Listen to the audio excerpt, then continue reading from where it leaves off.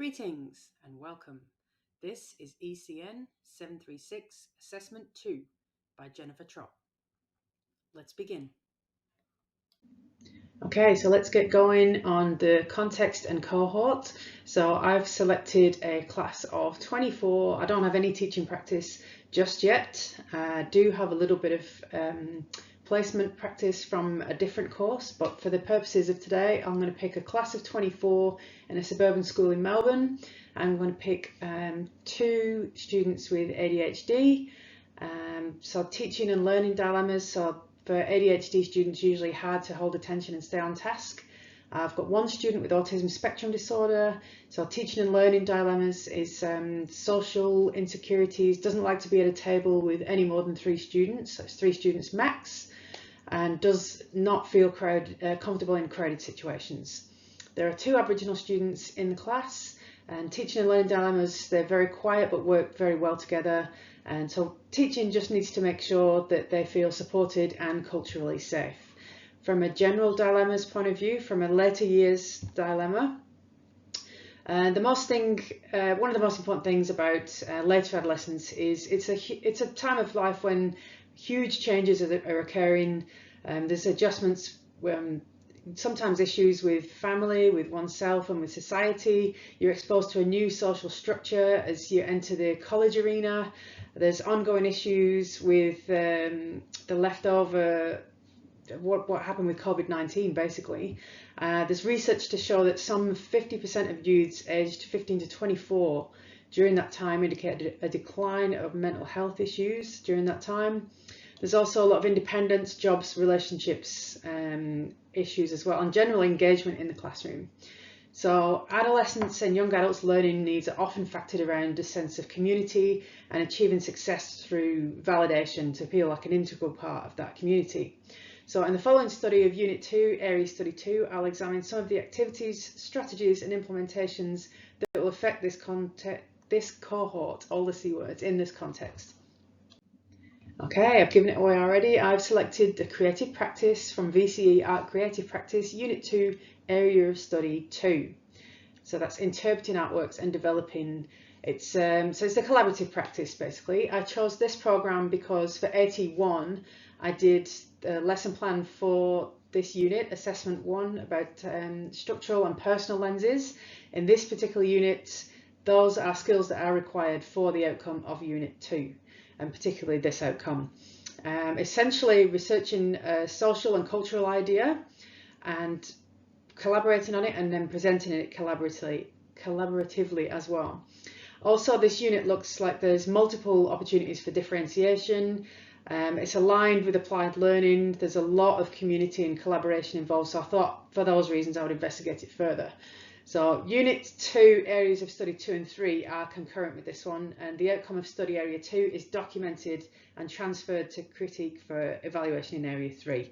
So I'll display on the next slide a detailed example that was provided in the resources.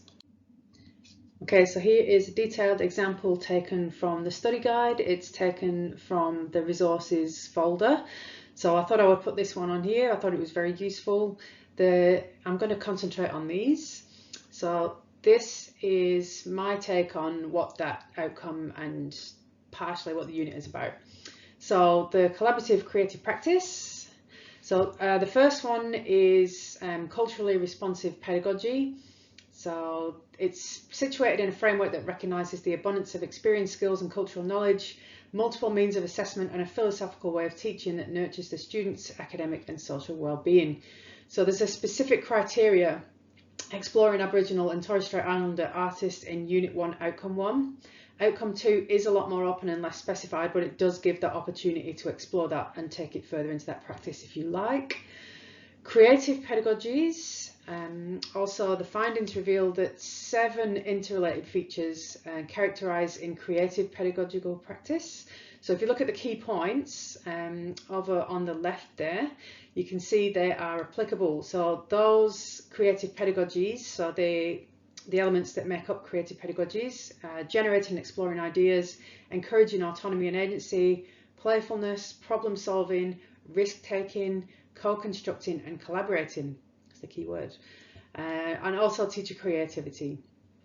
So the group strategy, ultimately this entire unit is based on collaboration. So the group strategy is using small group discussions and activities, and the research shows that rather than whole class discussion in these situations, there's more opportunity for individual students to give their opinions in the available time. It might be heard by less students, but they still get the opportunity to voice. Group work teaches students to be less reliant on the teacher and more reliant on their ability to think and seek information from other sources. So inclusive strategy, how students with other roles perceive one another, opportunities to learn about each other's needs, encouragement, students to respect each other, all of those incredible attributes included in that strategy, and it's definitely apparent in this unit. So applied learning key points as well is a lot of opportunity to engage in the community. It's actually given as a couple of options in the multi-layered assessment examples, and it's advocated for in the study guide and the support materials. Okay, so does this unit suit my cohort, my particular cohort? Okay, so I'm going to start with the 2 ADHD students. So we've had research that's indicated that music, large or expressive artworks and tactile media could be useful for those learners. So ultimately it's down to the teacher as well. You could put music on as an environmental factor, a sensory factor. You could work that in. So the overarching needs of teens with ADHD in the classroom are collaboration between students and teachers, appropriate accommodations and a sense of purpose and community within the classroom or school. This would appear to align very well with the ADHD students. This whole unit's key areas are based on collaboration and community. So the student with autism spectrum disorder, just as a side note, students with autism spectrum disorder do constitute the fastest growing category in special education, which is something I found out. So art can be used to foster inclusion and can be utilised as a foundation to improve self-esteem, confidence, communication, social skills and independence. So students with the autism spectrum disorder sometimes can have sensory perceptions, might not like play or messy practice. So it's essential to know about these perceptions before any practical work begins. There might need to be some kind of interception with some ICT design work to combat any of these sensory impacts. Oftentimes, research has shown that autism spectrum disorder students can sometimes have multiple intelligences. That can also be a factor. You can combine, for example, maths and music, kinesthetic areas as well, and other considerations for collaborative tasks. So these support materials are well defined for differentiation and would also support the needs of ADHD and autism in my cohort. Something to be aware of as well is high levels of social anxiety and levels of sociability and metacognitive awareness for the collaborative element in this unit, and that has to be approached very carefully and with knowledge of each student before proceeding. So moving on to my 2 Aboriginal students. So an art education curriculum informed by intercultural perspective basically can focus on the means and results of those transformative interactions, and I think art education can definitely benefit from attending to these spaces between cultures where interaction takes place. So Unit 1 again has that criteria of artists to explore with Aboriginal and Torres Strait Islander artists as one of the criteria embedded with it. Unit 2 is a lot more open and less specified, and I will highlight something that I would maybe look to more to assist these students a bit further on. Okay, so good applied learning and differentiation, there's definitely that on this unit. So there are examples in the study plan. Ultimately, collaboration is what it's all about. So research has shown that project-based learning enables students to become interactive learners. It works particularly well when combined with computer technology.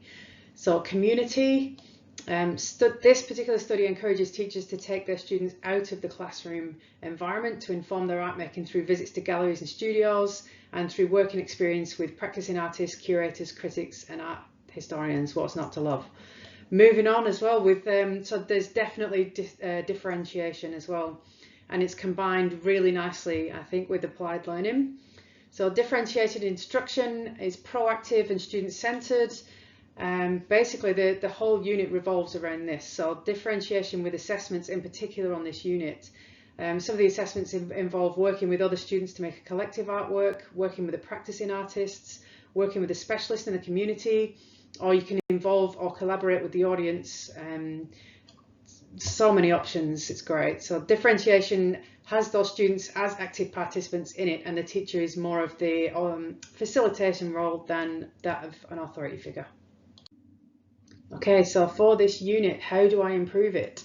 So I would, suggestions to improve, I would say the first one is cross-discipline.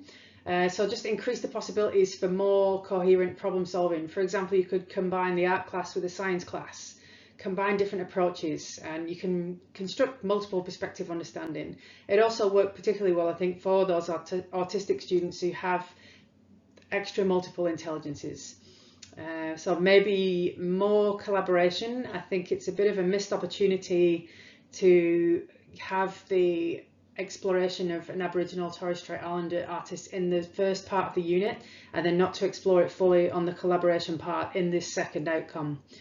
I think that the Koori, well, ultimately the Koori policy states from the Department of Education that to create a learning environment for all students that acknowledges, respects and values Koori cultures and identities. So I think that would be a great segue from from that outcome 1 into outcome 2. I think a smaller collaboration exercise to begin with would be beneficial to get an understanding of how the class could be differentiated properly, and for programs and time for those personal connections to develop a little bit as well. I also think a little bit more structure as well. It can be quite overwhelming, I think, when you've got too many options, and when you've got students with ADHD and other considerations, I think a little bit more structure would be helpful. Okay, so how can ICT improve the unit? So as you can see, I've embedded on here. This is an interactive gallery walk through the National Gallery of Victoria. So if you've got socially anxious students, virtual galleries could work really well. So yeah, there's so many different galleries that do this now. I think since COVID, it's become quite a valid option. You could also have digital portfolios and workbooks. It could be an option. And also, based on my research as well, so just basically saying that the digital native is a new evolution in the classroom, and the needs of it has to be respected. And sometimes through radical changes, how we structure our educational practices, curricula and institutional provisions, and online study opportunities are a big part of that. Digital collaborations can work. Students working collaboratively, they might means to share with, exchange digitally, store and reflect, evaluate work in progress. This unit in particular asks to focus on teachers taking the students out of the classroom. So again, this particular thing for students out making stills is good. Also, if you do want to do presentations and you do have students that are a little bit nervous, you can always do things like this. Or if you don't want to show your face, you can always do something like this using Adobe Express. Okay, so resources and theory for this Unit 2, Area of Study 2. I've chosen one element from each of the planning resources from Units 1 to 4. So I found these very useful, if not a little overladen. There are 22 sample activities in total in the resources. Starting with the developing a program section. So that states the importance of keeping a visual journal for reflective documenting, which weaves in with the units all the way through. That digital documentation would come in sort of really useful there. So I've also picked out some employability skills, which the VCE Art Creative Practice Study, it's basically just shows that allows students to engage in a range of learning activities and aligning with the nationally agreed employability skills, which are communication, planning and organising, teamwork, problem solving, self-management, initiative and enterprise, technology and learning. So basically when students ask, why am I doing this? That will direct you exactly to it. So that little box on the side there will tell you how it aligns to the course. So basically with these kind of skills, you can have jobs that currently exist in a commercial visual arts context, such as advertising, film, animation and other computer graphics industries. So learning approaches section, I took critical thinking, so creative and critical thinking. So the resources component of the study guide, critical thinking is front and centre in their planning guide.